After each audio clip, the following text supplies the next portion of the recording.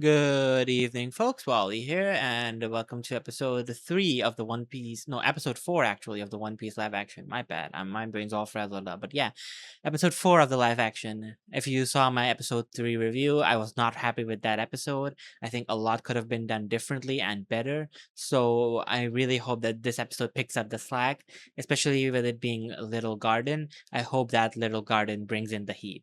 So yeah, let's jump right into it. Okay, we're picking up right here.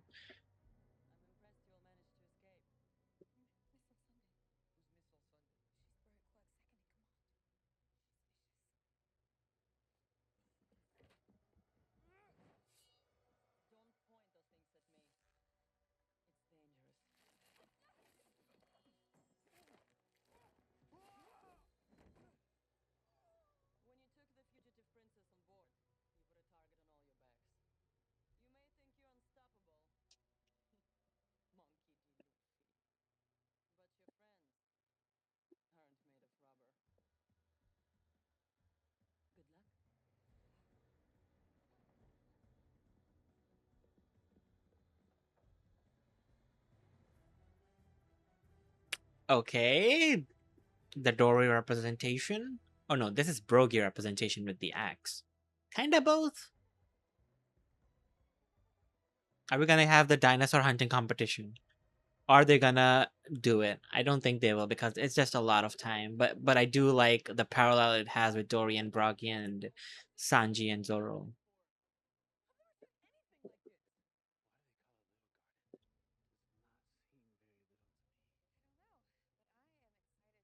Oh, she's got the drip.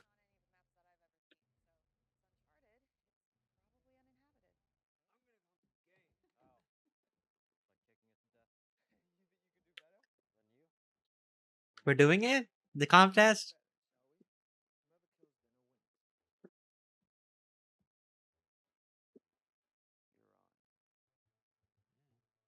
Okay, so they're gonna be hunting like the same thing then.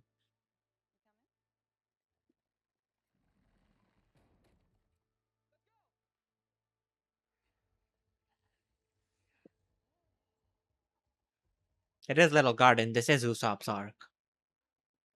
Then again, Elbaf was supposed to be.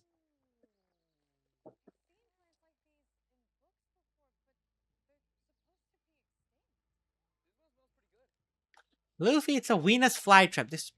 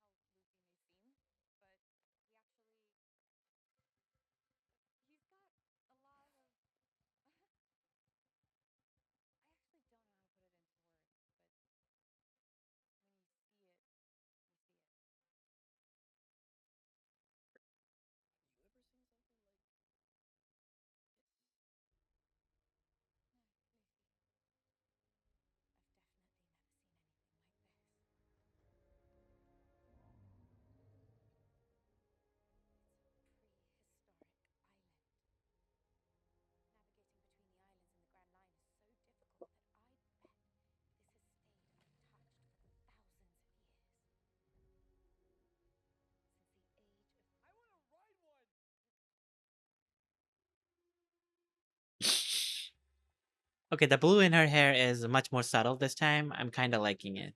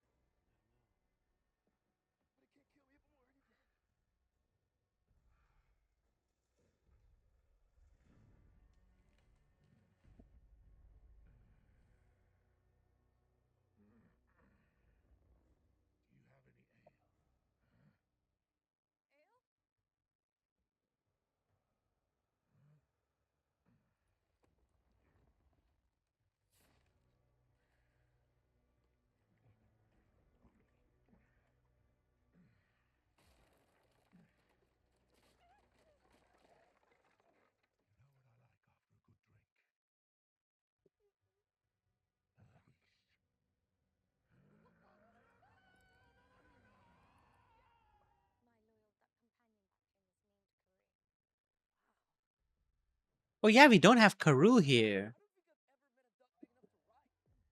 We had. I just realized Karoo isn't here.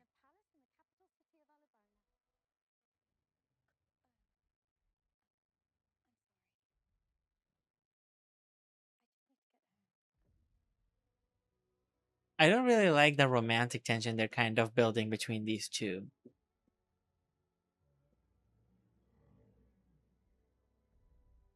Yeah, that scene was a bit awkward. I just realized though Karoo isn't here, which makes the Mr. 3 fight really weird. Because Usopp and Karoo do a fucking tag team bomb maneuver.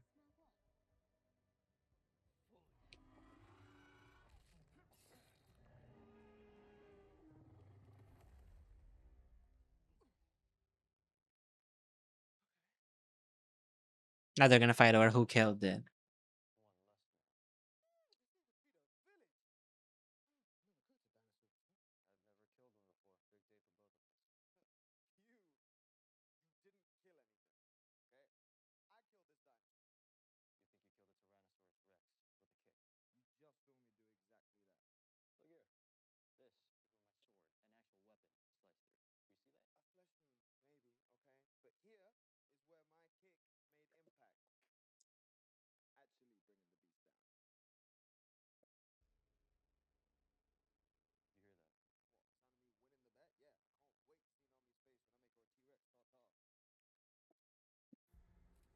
Yep, that's Miss Golden Week. Not the creepy kid laugh.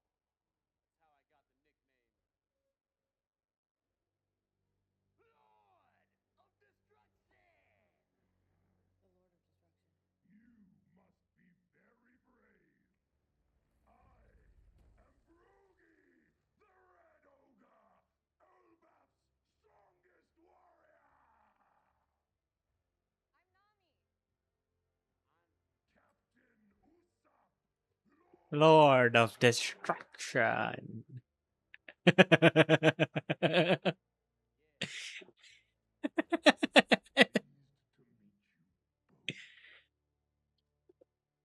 Okay, Brogy's actor is doing really well.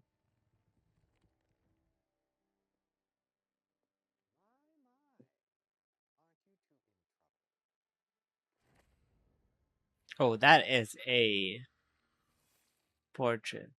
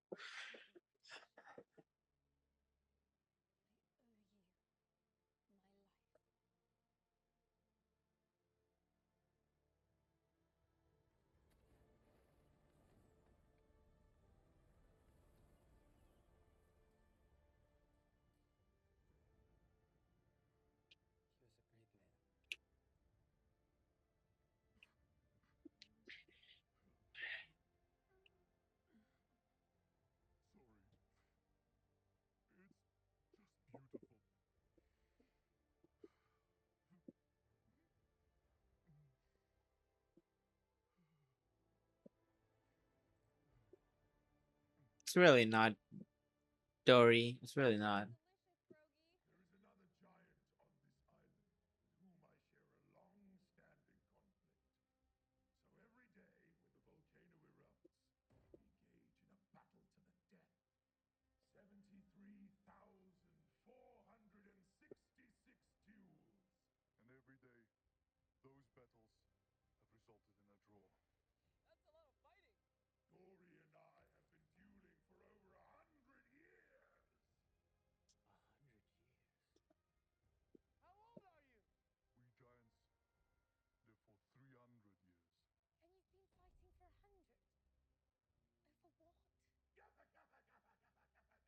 Couldn't tell you.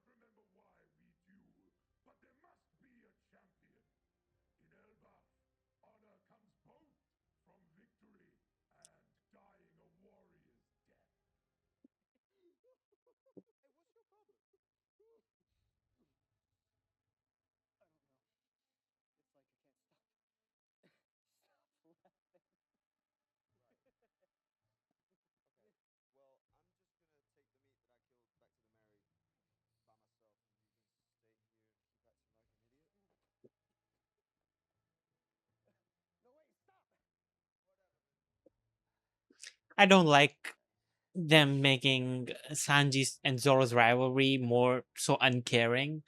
It's not like that. That's not how it's supposed to be. Sanji should be concerned here.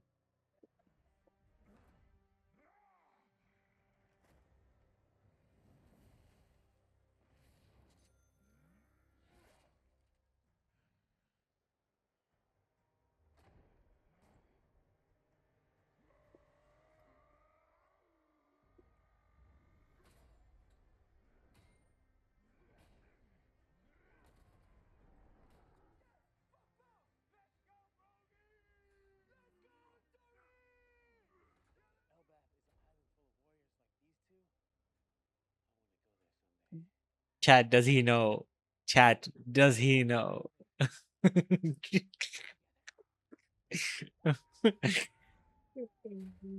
Chad, does Usopp know?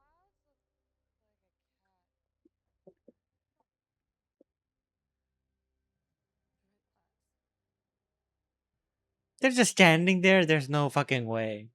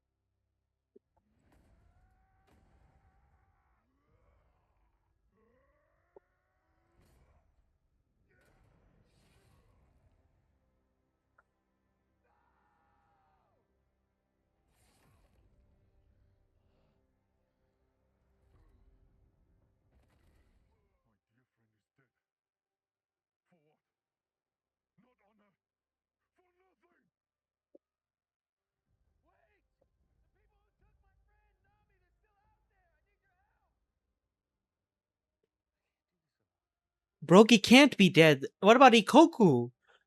Or fucking yeah, they do Ikoku sovereignty. He's not dead. He can't be.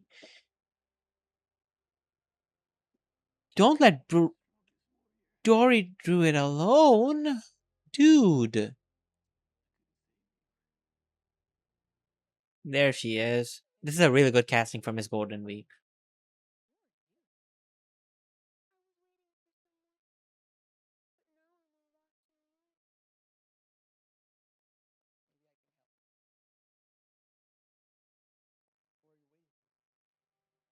You.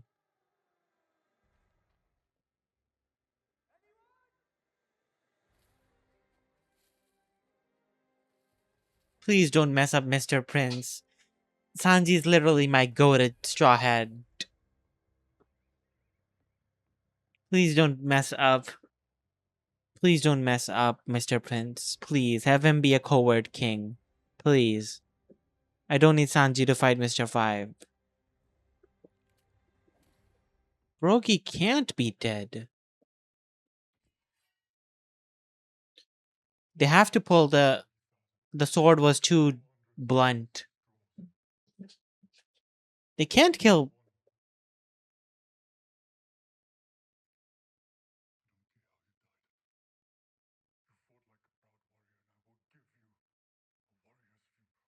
He's alive.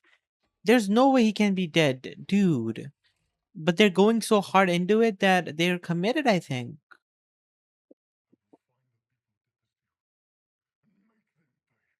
They have to pull out that his sword is too blunt. There he is.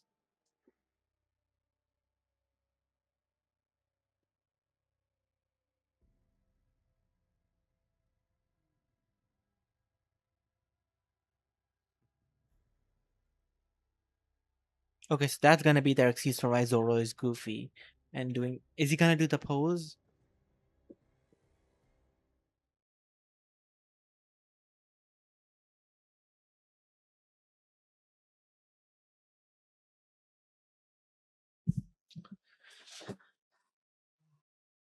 Ay ay ay.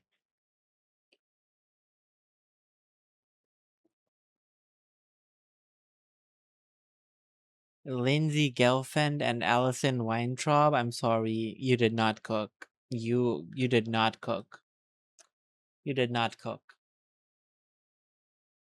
The Usopp and Brogy stuff, the giant stuff in general, was really good. I really liked it. The CGI was obviously noticeable.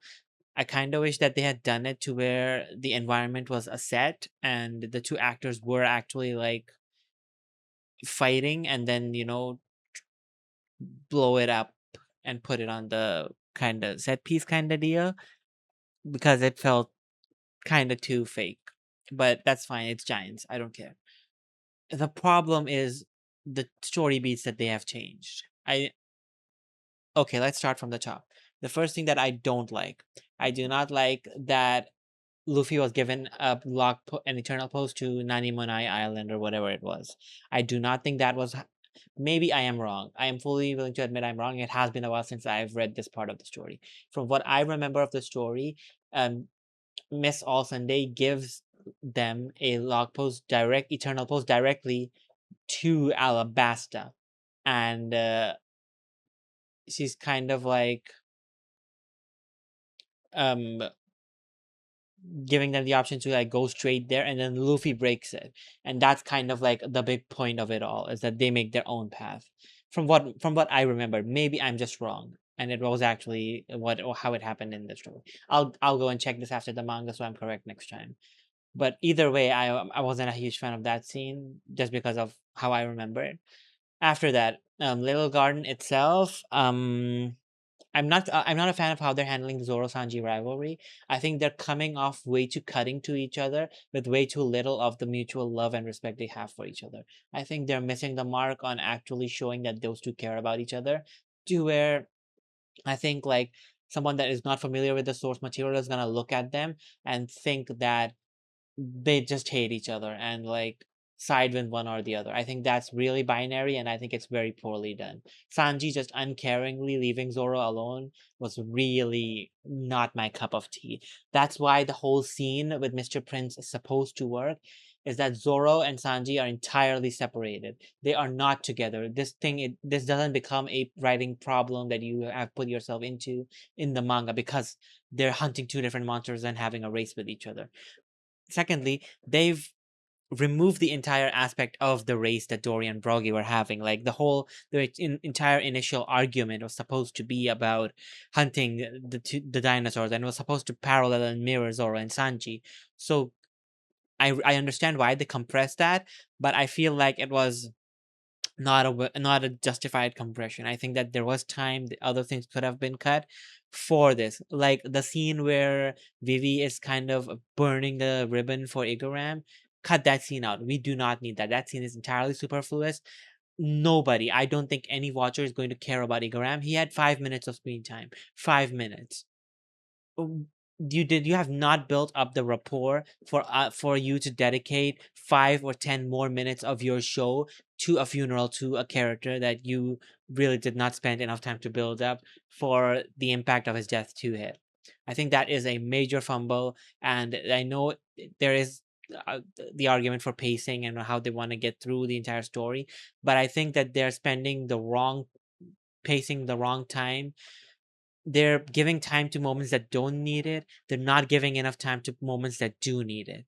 And because of the writing changes to kind of make it more general audience appealing, they've lost a lot of the coherence and cogence that Oda actually wrote into the story. It was absolutely dumb that Ikuram dressed up as a woman and then got killed. But that decision and the sudden death and Nico Robin's callousness was supposed to be like the big takeaway from that. And like the suddenness of losing that character was what was supposed to make us feel for him, like a life cut short. With the sacrifice bit, we did not I personally was not attached to anything, and I've read the manga. So it felt really like it did not feel good. It did not feel at all earned. In the same way, this episode, you can't kill off Brogy. You can, but the whole point of the red and blue ogre and everything, they are parallels to Zoro and Sanji first and foremost. Secondly, they are supposed to be they're supposed to be doing Hakoku sovereignty later against the island fish. That cannot happen with just Brogy. If you do that with just Dory, you can't do that with just Dory.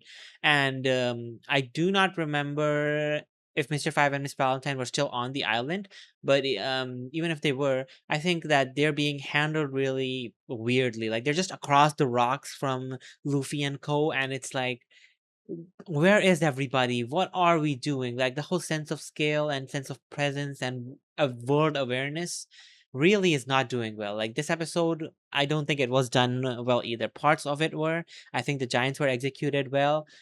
I think the inclusion of Nika was fine. I'm not a huge fan of it. It still felt a bit forced to me, but it was still fine. But like I already know the story, so that's why through my lens it feels like they're kind of like wink wink nudging the audience like, yeah, you know, Nika, we're setting it up. Hoo hoo. But I feel like the changes that they've been made, whether the changes have been to have general audiences appreciate them more and forget about like Dory and Brogy having a misunderstanding or cutting out Luffy and Luffy versus Zoro. I understand why they did it because general audiences are not going to like get it and not going to roll with the punches of like a wacky manga. But I think that in that they've also not put enough things in place in the story for it to narratively flow and reach the same conclusions. That's my problem. The same emotional beats, the highs. Charita Chandran's acting is also fine, but I don't think she makes a really great Vivi. But I don't think she's gotten enough good dialogue, and I don't really appreciate the kind of romantic angle they're even kind of building between them because Vivi and Luffy are best friends. They have incredible friend energy. They're not supposed to be intimate in that respect. So like the really close scenes on the dinosaur and stuff like those felt unnecessary. Those felt really unnecessary for building them up. So yeah, episode 4, I gotta say, I'm not impressed. I hope Drum Kingdom can carry because so far, my biggest gripes have just been the narrative changes that they've done. And I understand that truncation and compression needs to happen, but I think what they've lost and sacrificed is not worth the loss of coherence and cogence and the loss of the themes of the arc. Right now we're just watching plot simulator pretty much. So I hope episode 5 turns it around. Episode 4, this is gonna be another 5 out of 10 episode. Uh, uh, come on, OPLA, get your head out of your ass. Come on, guys. Come on, please. It's been Wally. Bye bye.